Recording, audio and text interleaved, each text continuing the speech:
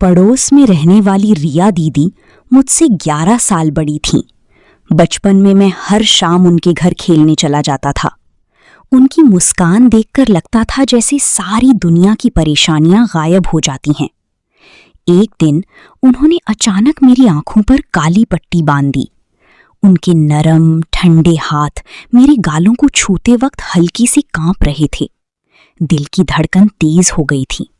दीदी ने बहुत धीमी, मीठी लेकिन थरथराती हुई आवाज में कहा, आज हम एक खास खेल खेलेंगे। अगर तू अच्छे से खेला ना तो मैं तुझे ढेर सारी चॉकलेट और आइसक्रीम दिलाऊंगी, वादा है।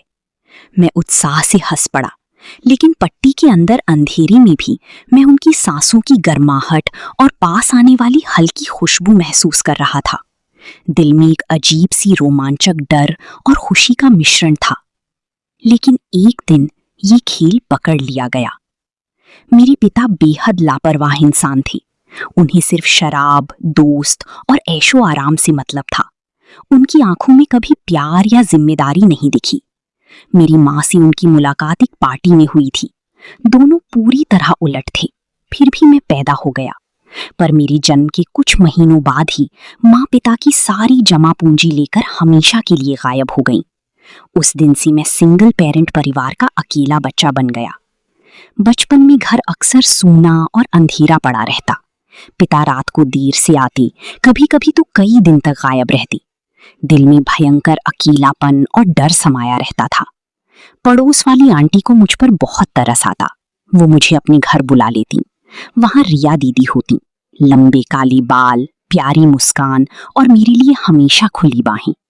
उनकी गोद में सिर रखकर कहानियां सुनते वक्त लगता था जैसे मैंने अपनी माँ को वापस पा लिया है। धीरे धीरे मैं सबसे ज्यादा उन्हीं पर निर्भर हो गया। वो मेरी दुनिया बन गई थी। उस भाग्यशाली दुर्भाग्यपूर्ण दिन आंटी और अंकल दोनों बाहर गए हुए थे। घर में सिर्फ मैं और रिया दीदी थे। दीदी ने काली पट्टी निकाली। इस बार उनके हाथ पहले से ज्यादा कांप रहे थे। पट्टी बांधते वक्त उनकी सांसें तेज हो गई थीं। डरो मत, बस थोड़ी देर का खेल है। उनकी आवाज में प्यार के साथ कुछ और भी था जो मैं तब नहीं समझ पाया। खेल के बीच में अचानक दरवाजा जोर से खुला। मैंने पट्टी खींची तो देखा अंकल गुस्से से कांप रहे थे, चेहरा लाल, आंखें निकली हुई। रिया दीदी कोने में बैठी अपना चेहरा घुटनों में छिपाई फूट फूट कर रो रही थी। उनके कंधे बुरी तरह कांप रहे थे। कुछ देर बाद मेरे पिता भी पहुंचे। उन्होंने मुझे देखते ही एक जोरदार थप्पड़ मारा। गाल पर जलन हो रही थी। उन्होंने मेरे बाल पकड़े और घसीटते हुए घर ले आए। उनकी चीख अभी भी मेरे कानों में गूंजती है, अगर दोबारा उस घर की तरफ भी मुड़ा तो तेरी टांगे तोड़ दूंगा। उस दिन के बाद मैं रिया दीदी से कभी नहीं मिल पाया। 2 महीने बाद वो लोग घर खाली करके चले गए। मैं रात रात भर तकिया भीगा कर रोया। दिल में पिता के लिए गहरी नफरत और जलन भर गई। लगता था उनकी वजह से ही मैं अपनी सबसे प्यारी दीदी को हमेशा के लिए खो बैठा। अंदर से कुछ टूट गया था। वो दर्द आज भी महसूस होता है। जैसे जैसे मैं बड़ा हुआ, धीरे धीरे समझ में आने लगा कि रिया दीदी असल में मेरे साथ क्या खेल खेल रही थी। लेकिन अजीब बात है, मुझे कोई पछतावा नहीं, बस गहरा दुख है कि जब मैं सबसे ज्यादा कमजोर, अकेला और टूटा हुआ था, ठीक उसी समय मुझे उस इंसान से मिलना पड़ा जिसे मैं सबसे ज्यादा बचाना चाहता था। अगर कभी मौका मिला तो मैं उन्हें जरूर ढूंढ निकालूंगा, चाहे कितना भी समय लग जाए। 18 साल का हुआ तो विद्रोह की आग सीने में जलने लगी। उसी साल पिता के साथ बड़ा हादसा हो गया। जुए के चक्कर में उन्होंने किसी की आंख फोड़ दी। घर बिक गया, पिता जेल चले गए। मुझे उनके जाने का कोई दुख नहीं हुआ। बस एक सवाल था, अब मैं कहाँ जाऊंगा? कौन मुझे अपनाएगा? आखिरकार पिता ने मुझे अपनी पुरानी दोस्त मालवी आंटी के पास छोड़ दिया। मालवी आंटी विधवा थीं और अपनी बेटी सारा के साथ रहती थीं। अरे बेटा, आ गया तू, आओ ना। मालवी आंटी की आंखों में आंसू थे। उन्होंने मुझे गले से लगा लिया, फिर पीछे मुड़कर बोली, सारा भैया को नमस्ते करो। सारा मुझसे 1 साल छोटी थी। पहली नजर में ही उसके चेहरे पर नफरत और घृणा साफ दिख रही थी, जैसे मैं कोई बोझ हूं। मेरे पीले बाल, फटी जीन्स और टूटी हुई शर्ट देखकर उसकी आंखें और भी सिकुड़ गईं। खाने के समय मालवी आंटी बार बार मेरी थाली में खाना डाल रही थीं, लेकिन सारा चुपचाप खाती रही और बीच बीच में मुझे इतनी तेज नजरों से घूर रही थी जैसे मुझे मार डालना चाहती हो। उस रात अपने नई कमरे में लेटे लेटे छत को घूरते हुए मेरे आंसू बहने लगे। दिल में भारीपन था। अब आगे क्या? कहाँ जाना है? रिया दीदी, तुम कहाँ हो? मालवी आंटी ने मेरा एडमिशन उसी प्राइवेट स्कूल में करा दिया जहां सारा पढ़ती थी। स्कूल मेरे पुराने सरकारी स्कूल से बिल्कुल अलग था। साफ सुथरा, अमीर बच्चों से भरा, जहां हर कोई ब्रांडेड बैग और जूते पहनकर आता था। पहले दिन मालवी आंटी ने सारा से कहा, बेटा, आज से तुम अपने भैया को साथ ले जाना।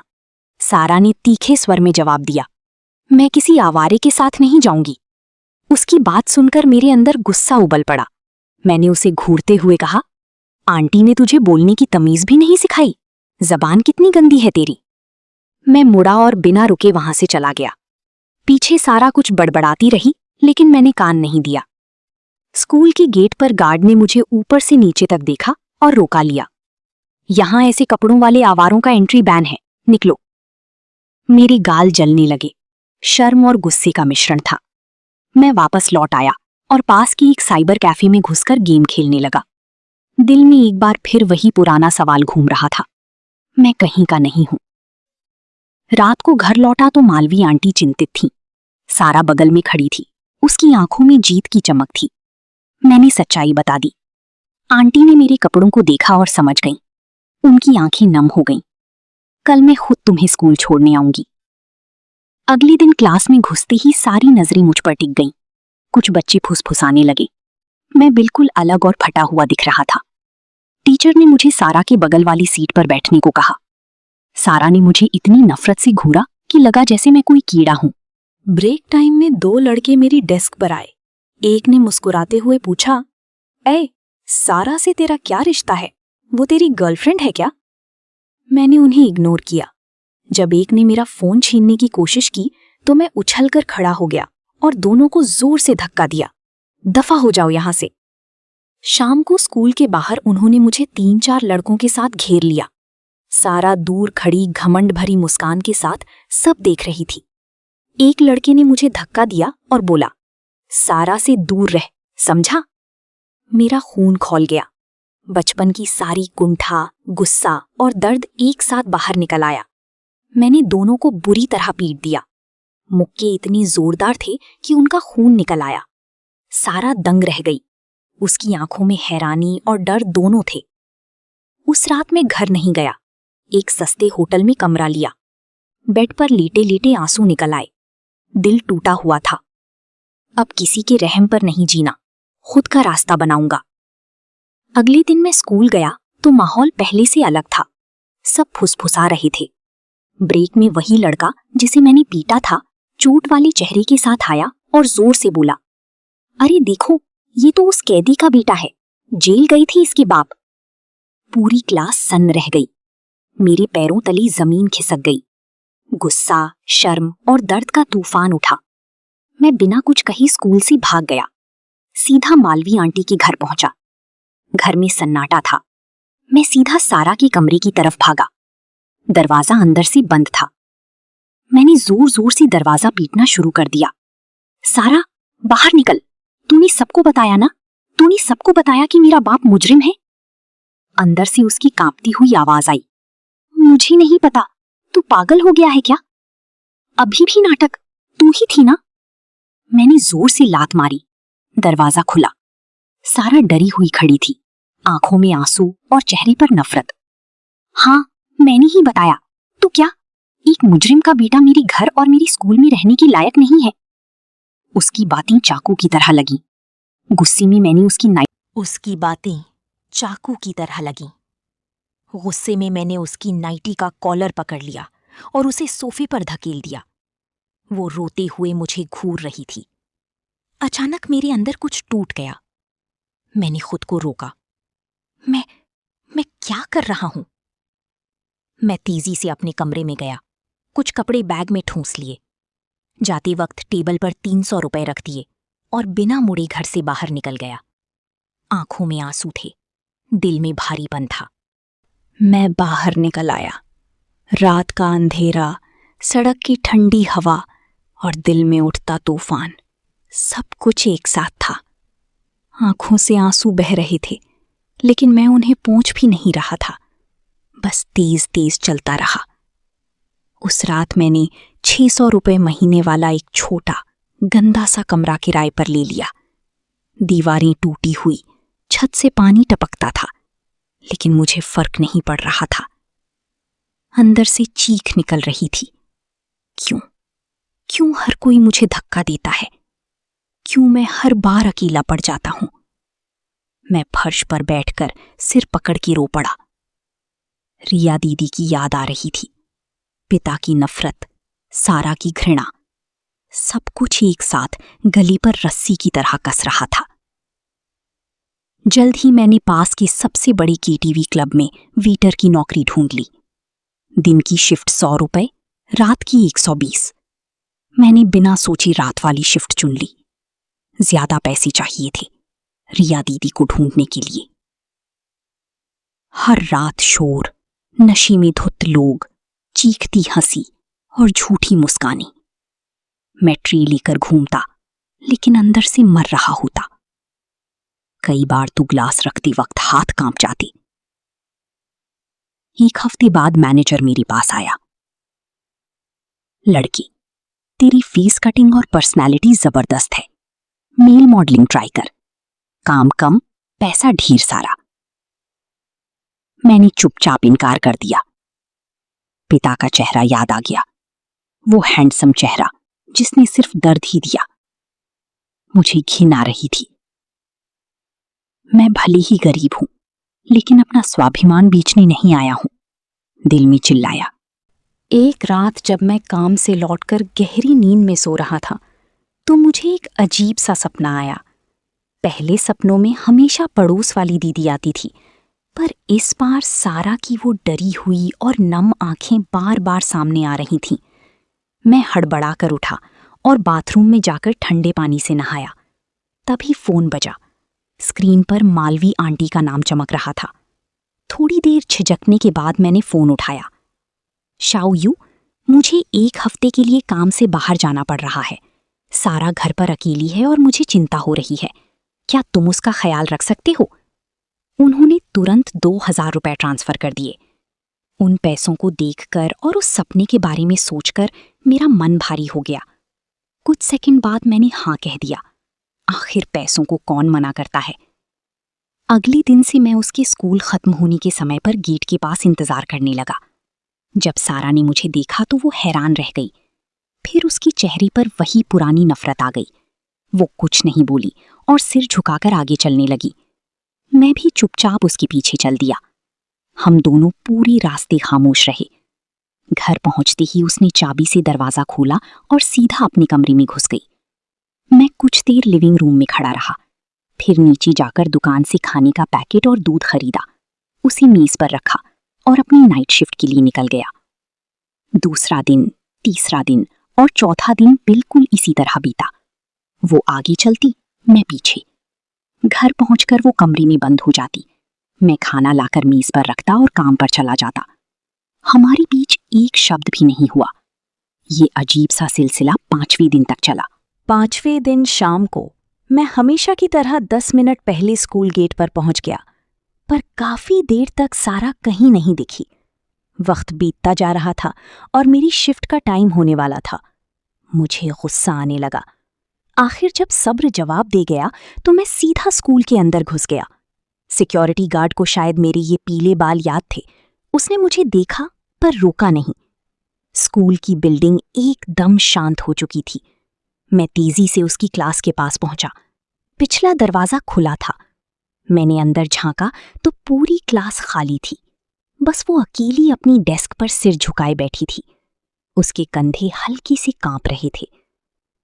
ओए सारा, चलो अभी जल्दी करो, मुझे काम पर जाना है।